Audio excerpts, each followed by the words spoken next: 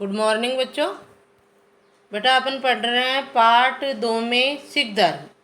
सिख धर्म में हमने पहले वाले वीडियो में सिख धर्म के 10 गुरु के बारे में जानकारी प्राप्त कर रहे थे। तो 9 गुरु 90 गुरु तेग बहादुर तक हमने पढ़ लिया। आज हम पढ़ेंगे गुरु गोविंद सिंह, बंदा बैरागी और महाराजा रणजीत सिंह जो पंजाब के शासक थे। इनके बारे में जानकारी प्राप्त करेंगे। तो देखो आप, ये स्वर्ण मंदिर है अमृतसर में। अमृतसर क्या था, एक सरोवर बनवाया था 5वें गुरु, आपके चौथे गुरु रामदास ने। और इस अमृतसर सरोवर, ये दिख रहा होगा सरोवर आपको,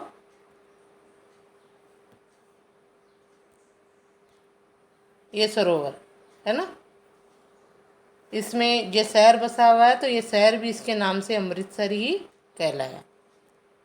ठीक है। और ये आपके गुरु गोविंद सिंह की तस्वीर है। अब इनके बारे में देखो आप। गुरु गोविंद सिंह सिखों के 10वें गुरु थे, जिनका समय है 1675 से 1708 ईस्वी तक। और इस समय मुगल शासक था औरंगजेब। 1707 में हुई थी ना औरंगजेब की मृत्यु।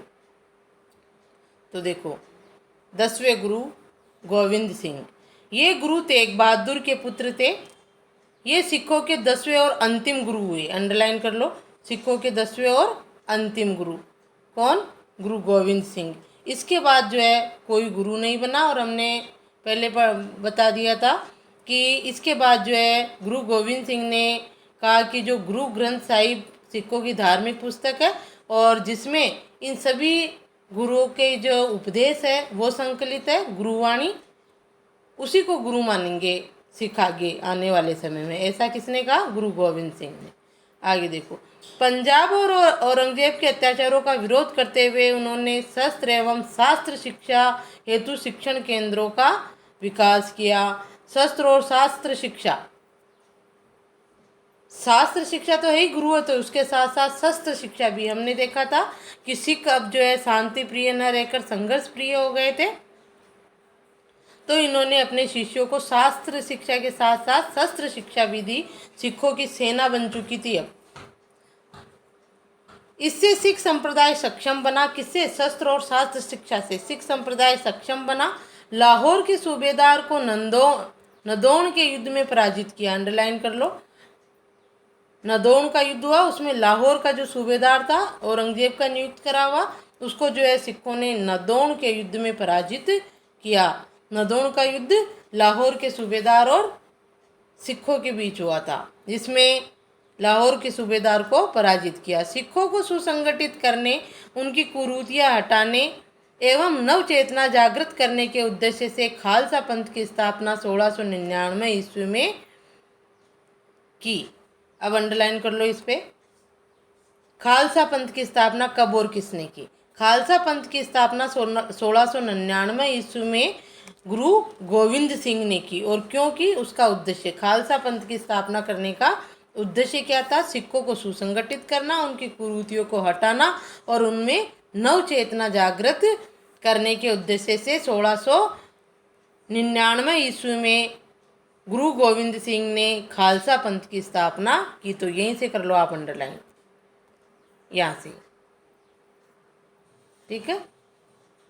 और प्रश्न, खालसा पंथ की स्थापना कब किसने की, वो तो है ही। इसके अलावा किस उद्देश्य से की? उद्देश्य ये है,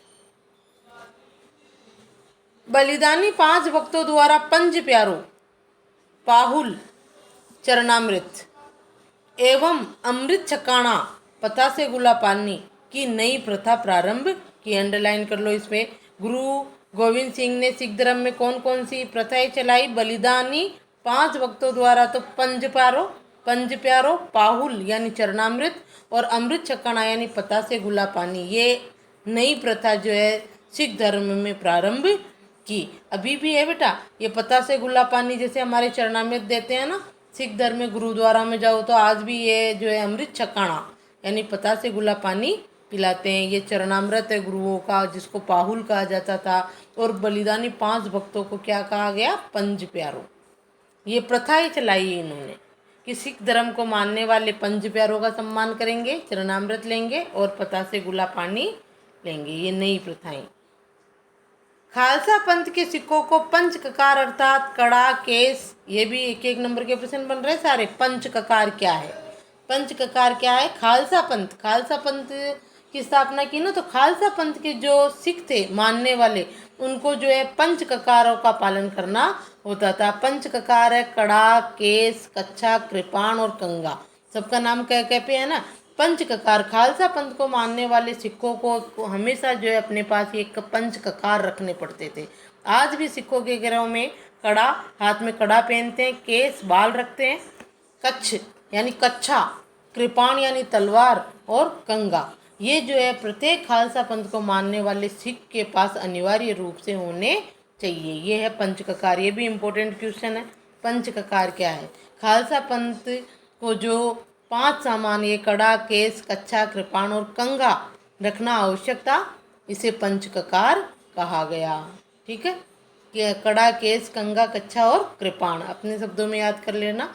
कड़ा, केस, कंगा, कच्छा और कृपाण, ये पंचककार। क्या पे नाम है 5 है ना, इसलिए पंचककार। औरंगजेब से युद्ध की आशंका के कारण उन्होंने 1699 ईस्वी में आनंदपुर साहिब में एक सैनिक केंद्र खोला।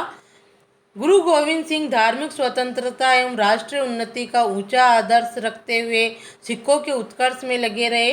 1605 ईस्वी में मुगलों के आक्रमण के कारण उन्हें आनंदपुर छोड़ना पड़ा। बेटा ये प्रश्न आया है एक बार, छोटा प्रश्न, कि गुरु गोविंद सिंह को आनंदपुर क्यों छोड़ना पड़ा। ये छोटा प्रश्न बोर्ड में आया हुआ है। क्यों छोड़ना पड़ा? 1705 में मुगलों के आक्रमण के कारण गुरु गोविंद सिंह को आनंदपुर छोड़ना पड़ा। तो इसे छोटा प्रश्न कहीं से भी बन के आ सकता है आपके। तो गुरु गोविंद सिंह ने धार्मिक स्वतंत्रता और राष्ट्रीय उन्नति का ऊंचा आदर्श रखते हुए सिखों के उत्कर्ष में लगे रहे थे ये हमेशा। और मुगलों के आक्रमण के कारण मुगल बार बार इनको परेशान कर रहे थे। औरंगजेब धर्म परिवर्तन पर बल दे रहा था, लेकिन ये धर्म परिवर्तन करने को तैयार नहीं था। तो इनको जो है मुगलों के आक्रमण के कारण आनंदपुर छोड़ना पड़ा। आनंदपुर में छोटे दोनों पुत्रों जोरावर सिंह और फतेह सिंह को कैद कर सरहिंद के किले में दीवार में जिंदा चुनवा दिया था। अंडरलाइन कर लो, औरंगजेब ने। किसने? इन्होंने आनंदपुर छोड़ दिया और आनंदपुर में इनके 2 पुत्र छूट गए थे वहाँ पे, जोरावर सिंह और फतेह सिंह। उनको जो है औरंगजेब के सिपाहियों ने कैद कर लिया और जिंदा दीवार में चुनवा दिया। फिर भी ये जो है सिख धर्म छोड़ने के लिए तैयार नहीं हुए। चमकौर के युद्ध में अपने अन्य 2 पुत्रों को, अजीत सिंह व जुझार सिंह, शहीद हो गए। देखो कितना संघर्ष करना पड़ा। 2 पुत्रों को तो जिंदा दीवार में चुनवा दिया औरंगजेब ने। और जो चमकौर का युद्ध हुआ, अंडरलाइन करो, छोटा प्रश्न आपके, चमकौर का युद्ध। चमकौर के युद्ध में जो है इनके 2 पुत्र अजीत सिंह और जुझार सिंह शहीद हो गए। 4 पुत्र तो मारे गए। अंडरलाइन कर लेना, छोटा प्रश्न भी बन सकता है। अजीत सिंह और जुझार सिंह किसके पुत्र थे और वो किस युद्ध में शहीद हुए? तो चमकौर के युद्ध में गुरु गोविंद सिंह के पुत्र थे। खुदराना के संघर्ष में 40 सिखों ने वीरगति प्राप्त की। उन्हें मुक्ता एवं स्थान को मुक्तसर कहा गया। ये जो युद्ध हुआ खुदराना का युद्ध, खुदराना के युद्ध में जो है 40 सिखों ने वीरगति प्राप्त की, तो उन्हें तो कहा गया मुक्ता और उस स्थान को कहा गया मुक्तसर। गुरु गोविंद सिंह आनंदपुर से अंततः तलवंडी पहुंचे, जहां 1 वर्ष तक उन्होंने साहित्यिक लेखन का कार्य किया। औरंगजेब के निमंत्रण पर वे मिलने जा रहे थे, तभी उन्हें औरंगजेब की मृत्यु का समाचार मिला। 1707 में मर गया था औरंगजेब। 1 अक्टूबर 1708 ईस्वी को गुरु गोविंद सिंह भी परलोक सिधार गए।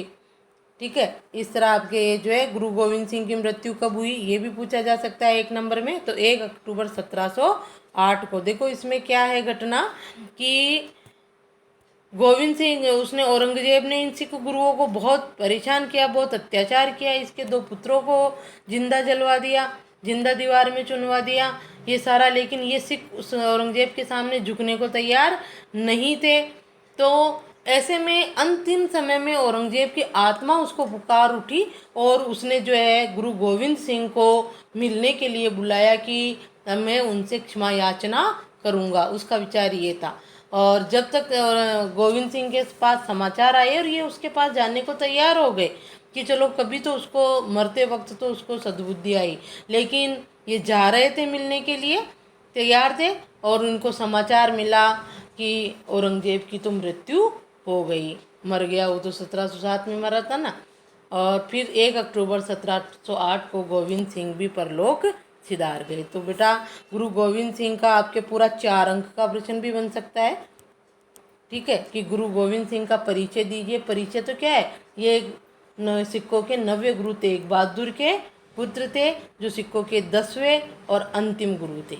इन्होंने औरंगजेब के अत्याचारों का काफ़ी विरोध किया था। ये परिचय में तो 2 लाइन को दे दो। और उसके बाद जो है इन्होंने सिख धर्म को बचाने के लिए या सिखों के लिए इन्होंने क्या क्या किया, ये सारा इसमें खालसा पंथ की स्थापना, पंच ककार, चमकौर का युद्ध, ये जो युद्ध वगैरह ये सारे आपको याद करने हैं। उपलब्धियां मान लो, गुरु गोविंद सिंह का परिचय दीजिए और उनकी उपलब्धियां, या गुरु गोविंद सिंह का परिचय दीजिए और सिख धर्म के उत्थान में उनका योगदान बताइए। तो इसके बाद जो है सिख धर्म स्थायी हो गया और लोग जो है आज भी है सिख धर्म। तो 4 अंक का प्रश्न भी बन सकता है। और ये छोटे छोटे 1-1 नंबर के जो बन रहे हैं वो तो बन ही रहे हैं। अब देखो, बंदा बैरागी,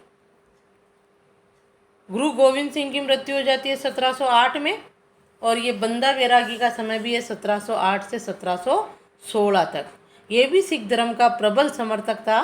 बंदा बैरागी पंजाब में खूब मानते हैं इस बंदा बैरागी को। बंदा बैरागी पर फिल्म भी बनी हुई है। 1708 से 1716 देखो।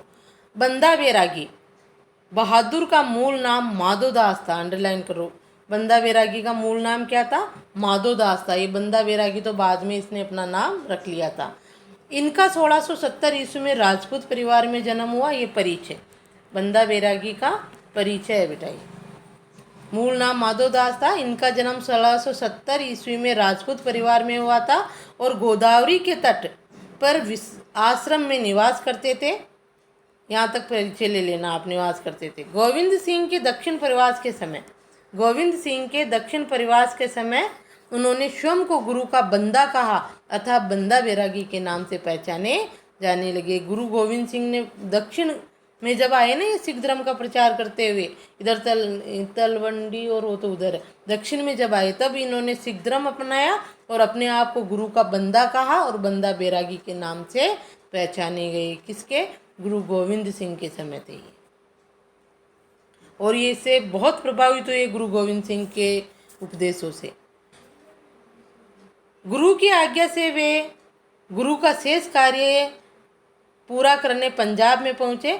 इस समय सूबेदार वजीर खां, गुरु की तो मृत्यु हो गई थी 1708 में गुरु गोविंद सिंह की, और उसके बाद जो है ये पंजाब पहुंचे गुरु का अधूरा कार्य पूरा करने के लिए। पंजाब में सिखों को इतना भयंकर रूप से अत्याचार कर रहा था औरंगजेब, उसके जो सूबेदार वहाँ नियुक्त कर रखे थे वो सभी उनको जो है धर्म परिवर्तन के लिए मजबूर कर रहे थे, और जो धर्म परिवर्तन नहीं कर रहे उन पर बहुत अत्याचार हो रहे थे। तो गुरु ने उनको आज्ञा दी थी, तो वो जो है पंजाब पहुँचे। इस समय सूबेदार कौन था, वजीर खां। वजीर खां पंजाब का सूबेदार था, जो किसने नियुक्त कर रखा था, औरंगजेब ने। वजीर खां के जुल्मों से पंजाब के लोग परेशान थे। ये सभी बंदा के नेतृत्व में संगठित हो गए। बंदा ने सर्वप्रथम सरहिंद पर दावा बोला। वजीर खान ने जिहाद का नारा देकर पंजाब के समस्त मुस्लिमों से बंदा का मुकाबला करने का आह्वान किया। माझा के मुजायल जाटों के सहयोग से छप्परचिड़ी नामक स्थान पर वजीर खां के टुकड़े टुकड़े कर दिए। 36 लाख वार्षिक राजस्व वाले प्रदेश पर बंदा शासन करने लगा। किसानों को राहत देने के लिए बंदा ने जमींदारी प्रथा समाप्त कर दी। सरहिंद की विजय से उत्साहित सिखों ने अमृतसर, बटाला, कलानौर और पाठनकोट पर अधिकार कर लिया। पंजाब में मुगल प्रशासन समाप्त हो गया। मुगल सम्राट बहादुर शाह को पंजाब में सेना भेजनी पड़ी। बंदा लोहागढ़ की पहाड़ी दुर्ग में चला गया। देखो यहाँ से समझो, ये इसने जो है क्या किया, गुरु गोविंद सिंह ने इनको जो है सिखों अपना अधूरा कार्य पूरा करने के लिए पंजाब भेजा। उस समय पंजाब का पर किसका अधिकार था, सूबेदार कौन था, वजीर खां था। आपको ध्यान रखना होगा, बंदा बैरागी का संघर्ष किससे हुआ, वजीर खां से। वो जो सल्तनत का वो क्या नाम औरंगजेब के अधिकार में था पंजाब, और उसने वजीर खां को वहाँ सूबेदार नियुक्त कर रखा था। तो इसका संघर्ष वजीर खां से हुआ और इसने वजीर सरिंद पर दावा बोला, और वजीर खां ने जिहाद का नारा देकर पूरे पंजाब के मुसलमानों को बंदा बैरागी का मुकाबला करने के लिए इकट्ठा किया। लेकिन जो है मांझा के मुजाहिर जो जाट थे, उन्होंने छप्पर चिड़ी नामक स्थान पर, स्थान कौन सा है, छप्पर चिड़ी नामक स्थान पर जो है इसका बंदा बैरागी का साथ दिया जाटों ने, और छप्पर चिड़ी नामक स्थान पर वजीर के जो है टुकड़े टुकड़े कर दिए। और बंगाल पर किसका शासन हो गया, बंदा बैरागी का। और 36 लाख वार्षिक राजस्व देने वाला प्रदेश पर बंदा शासन करने लगा। 36 लाख वार्षिक पेंशन किसको देता था पंजाब, औरंगजेब को। वजीर था ना सूबेदार, तो वो भेजता था। तो वो जो है ऐसा इतना राजस्व मिलने वाला जो प्रदेश था वो बंदा के शासन में आ गया, बंदा शासन करने लगा। अब बंदा ने जो है क्या क्या कार्य किए, शासक बन के किसानों को राहत देने के लिए बंदा ने जमींदारी प्रथा समाप्त कर दी। सरहिंद की विजय से उत्साहित अब ये कार्य किया उसने, तो है ना, बंदा बैरागी ने क्या कार्य किया कि किसानों को राहत दी और जमींदारी प्रथा समाप्त कर दी, किसानों को अपनी अपनी जमीन दे दी। अब सरहिंद की विजय से, जैसे बंदा बैरागी ने सरहिंद पर दावा बोलकर वजीर खां को मारकर वहाँ शासन कर लिया, तो उससे उत्साहित होकर सिखों ने अमृतसर, बटाला, इन स्थानों पर भी जो है पठानकोट आदि पर भी अधिकार कर लिया। वहाँ पर भी उन्होंने संघर्ष किया और इन क्षेत्रों पर अपना अधिकार कर लिया। पंजाब में मुगल प्रशासन समाप्ति हो गया। ये सारे पंजाब के स्थान है, सारी जगह से जो है सिखों ने इनको मुगलों को मार भगाया और पंजाब से मुगल प्रशासन समाप्त हो गया। अब मुगल सम्राट बहादुर शाह को पंजाब में सेना भेजनी पड़ी। अब मुगल सम्राट कौन था उस समय, बहादुर शाह। औरंगजेब के बाद बना था बहादुर शाह प्रथम, किस नाम से बना था आपको पता होगा, औरंगजेब पढ़ा था अपन ने। उसके बाद जो है बहादुर शाह प्रथम, वो जो है डोनेनार कौन थी ना रानी, बहादुर शाह मुगल तख्त पर बैठा था 1707 में। जूलियाना डाइस, डोना जूलियाना डाइस इसके प्रभाव में रहे थे ये। तो बहादुर शाह था औरंगजेब के बाद बनने वाला। उसने पंजाब में सेना भेजी। बंदा लोहागढ़ की पहाड़ी के दुर्ग में चला गया। अब वहाँ सूबेदार के पास तो कम सेना होती है, अब जो है शासक की मुगल सेना आ गई, तो बंदा लोहागढ़ की पहाड़ी में चला गया। उसने मुगल सैनिकों पर छापा मार नीति से आक्रमण प्रारंभ किए। अब उनके पास सैनिक कम थे, तो मुगल सैनिकों पर कौन सी युद्ध प्रणाली अपनाई उन्होंने, छापा मार, जो शिवाजी ने विकसित की थी, शिवाजी ने अपनाई थी। छापामार युद्ध प्रणाली या गुरीला युद्ध प्रणाली, जिसमें छुपकर वार करते हैं, कम सेना होती है। जब नीति से आक्रमण प्रारंभ कर दिए, छापामार नीति से। बहादुर शाह की 28 फरवरी 1712 ईस्वी को मृत्यु हो गई। नए मुगल बादशाह फर्रुखसियर ने सफरत खां के नेतृत्व में मुगल सेना बंदा के खिलाफ भेजी। अब कौन शासक बन गया, बहादुर शाह की तो मृत्यु हो गई, फर्रुखसियर। तो फर्रुखसियर ने सफरत खां के नेतृत्व में मुगल सेना बंदा के खिलाफ भेजी। डेरा बाबा में लंबे समय तक घिरे रहने के बाद बंदा ने आत्मसमर्पण किया। दिल्ली में वह अपने सैकड़ों साथियों के साथ मौत के घाट उतार दिया गया, मरवा दिया। किसने, फर्रुखसियर ने। तो इसका मुकाबला औरंगजेब के समय भी था। ये गुरु गोविंद सिंह जो थे उस समय, और उस समय ये कुछ इतना नहीं कर पाया, लेकिन अत्याचारों से ये परिचित था। और इसने जो है पंजाब में अपने गुरु की इच्छा अनुसार पंजाब में जाकर जो है पंजाब को मुस्लिम शासन से मुक्त किया। लेकिन जो है पंजाब की सेना वापस आ गई।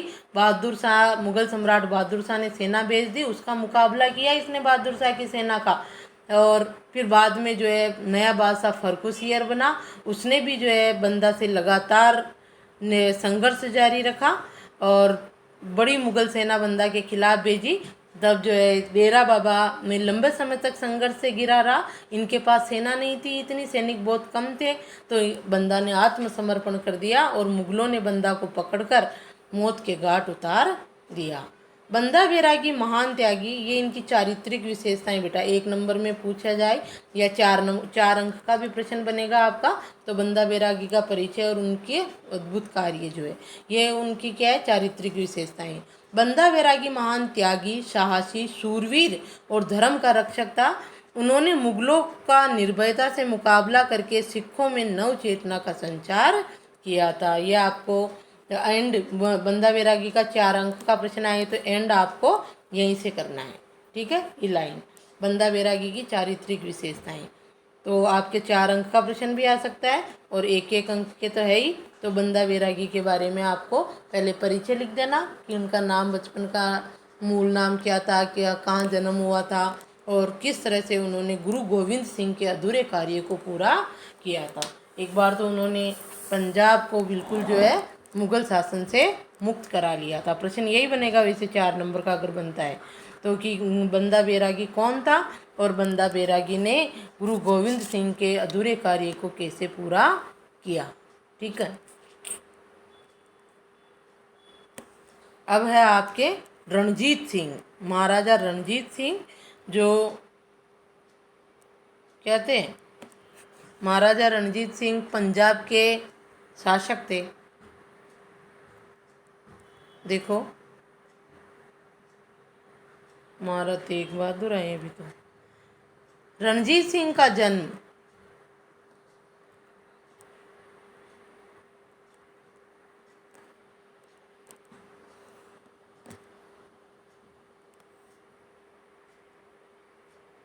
ये गुरु गोविंद सिंह तो भी पढ़ा था ना रे बच्चों आपने।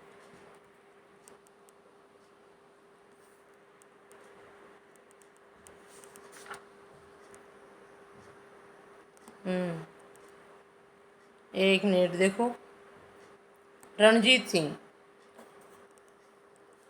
सिंह का जन्म 13 नवंबर 1780 ईस्वी में गुजरवाला में हुआ। इनके दादा चाकिया मिसल के वीर नेता थे। उन्होंने अहमद शाह अब्दाली के विरुद्ध कई युद्ध किए।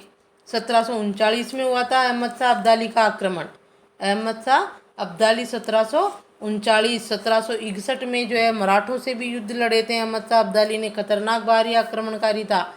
तो इनके दादा चाकिया मिसल जो वीर नेता थे, उन्होंने अहमद शाह अब्दाली के विरुद्ध कई युद्ध लड़े थे। इनके पिता महासिंह थे, जिनकी मृत्यु 1792 ईस्वी में हुई।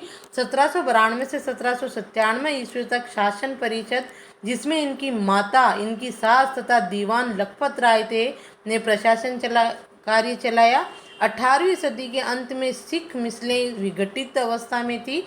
रणजीत सिंह ने इस स्थिति का लाभ उठाया व शीघ्र ही शक्ति के बल पर मध्य पंजाब में एक राज्य स्थापित कर लिया। रणजीत सिंह ने 1799 ईस्वी में लाहौर पर तथा 1805 में अमृतसर की भंगी मिसल पर अधिकार कर लिया। 1803 में अकालगढ़ पर कब्जा कर लिया। 1804 में गुजरात के साहिब सिंह पर हमला कर पराजित किया। 1808 ईस्वी में रणजीत सिंह ने सतलज नदी पार करके फरीदकोट, मलेरकोटला तथा अंबाला को जीत लिया। परंतु 1809 ईस्वी में अमृतसर की संधि, इस पे अंडरलाइन कर लो, 1809 में अमृतसर की संधि के बाद सतलज नदी के पार के प्रदेशों पर अंग्रेजों का अधिकार स्वीकार कर लिया गया। और 1718 ईस्वी में मुल्तान, 1834 ईस्वी में पेशावर पर कब्जा किया और 1839 में रणजीत सिंह की मृत्यु हो गई। इसमें सिर्फ ये इम्पोर्टेंट है आपके, अमृतसर की संधि कब और किस किस के बीच हुई। अमृतसर की संधि पंजाब के शासक महाराणा रणजीत सिंह और अंग्रेजों के बीच हुई थी। अगले पार्ट में भी पढ़ेंगे अपन 1809 में। इसमें जो है इन्होंने सतलज नदी जो प्रदेश जीते थे ना, उन पर जो है अंग्रेजों का अधिकार इनको स्वीकार करना पड़ा। ठीक है, ये महाराजा रणजीत सिंह। 4 नंबर का तो कोई ऐसा प्रश्न इनका नहीं बन रहा है, लेकिन आपके रणजीत सिंह ने, यहाँ से रणजीत सिंह की विजय शुरू हो जाती है। रणजीत सिंह की विजय, ये यहाँ से, ठीक है, कि उन्होंने क्या क्या विजय किया, ये सारा आ जाएगा। फिर कौन से युद्ध में क्या विजय किया, ठीक है। आगे देखो,